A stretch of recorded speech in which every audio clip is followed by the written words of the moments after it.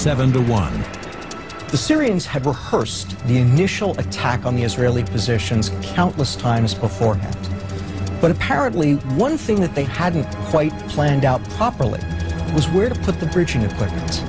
The Israelis had built a deep anti-tank trench in front of their positions all along the Golã front. But the Syrians had put their bridging equipment far back in their columns. And as a result, the first thing that happened was you had Syrian tankers who bizarrely drove straight at the Israelis, drove right into the tank ditch, and as a result were picked off like sitting ducks by Israeli tankers sitting up on the heights overlooking this anti-tank trench. For the Israelis, the tank of choice on the rocky terrain of the Golan is the choque, an upgraded version of the Centurion main battle tank. It's protected by 152 millimeters of frontal armor and equipped with a 105 millimeter rifled cannon, accurate at ranges in excess of 3,600 meters. The choque is a formidable opponent to the Syrians' T-55s.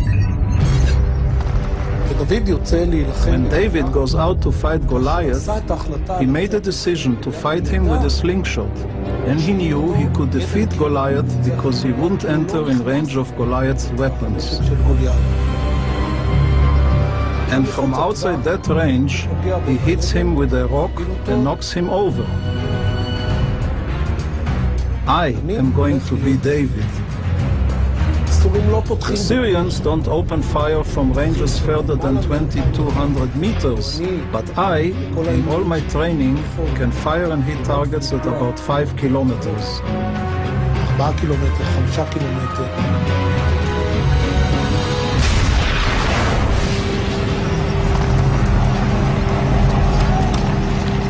The Israelis understood that in the terrain of the Middle East, where you often had very long fields of fire, being able to kill the other guy before he could kill you was a tremendous advantage.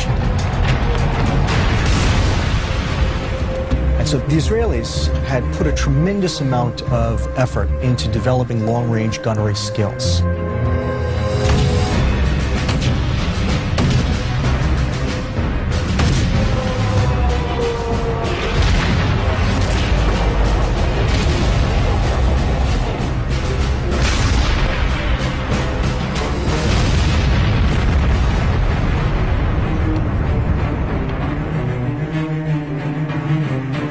When the initial Syrian attack in the north floundered, the commanders decided that they would nevertheless try to mount some kind of a night operation to see if they couldn't get back on schedule.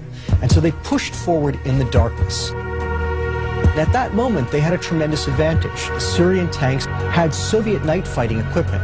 The Israelis didn't. And as a result, when the Syrians began to push into their lines, the Israelis were at a complete loss as to what to do or how to do it.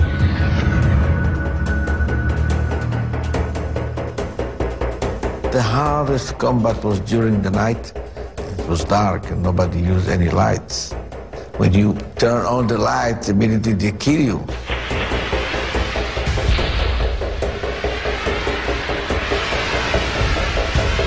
Really the main problem is during the night they had infrared system.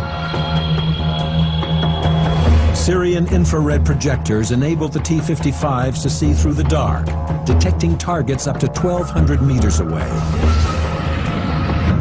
It's a huge advantage for the Syrians. The only defense the Israelis have are night vision binoculars that can detect the infrared beam. One situation, I was looking to identify them, and I moved my face down, and I saw all the parts of my tank. I was surprised, what is dark? I moved my binocular, and I saw it's dark. I put it again in my face, I saw every part. And I found that 200 meters in front of me, one projector looked straight to my eyes with infrared system, and he identified me, he was ready to shoot. I screamed to my driver, go far away, and we moved back. We shot to the direction they came from, just to give them the feeling that we are there waiting for them. They didn't know that we are blind. Syrians infiltrate Israeli positions through the night, and the line between the two tank armies becomes increasingly blurred. One situation, I saw a tank beside my tank, 10 meters.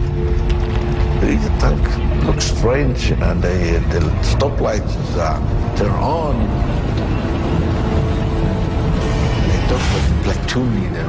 He was close to my tank. He said, "There is a tank here. Use the light and show me who is this tank."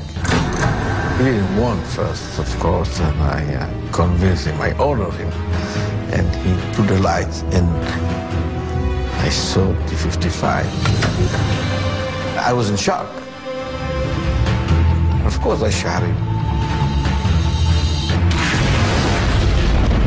This moment when he was on fire, I saw another tank close to him. I shot him too.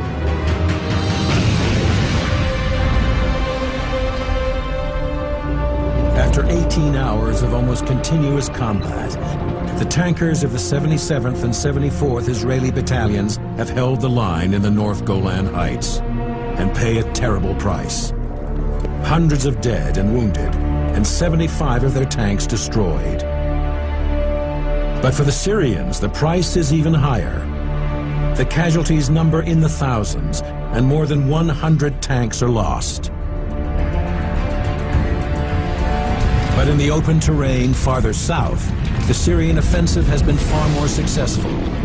They've wiped out an entire tank battalion, clearing the way for a push into the Israeli heartland.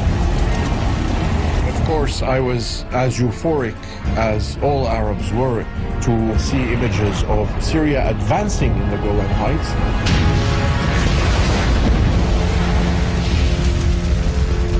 The future, not just of Israel, but of the whole Middle East, now hangs in the balance.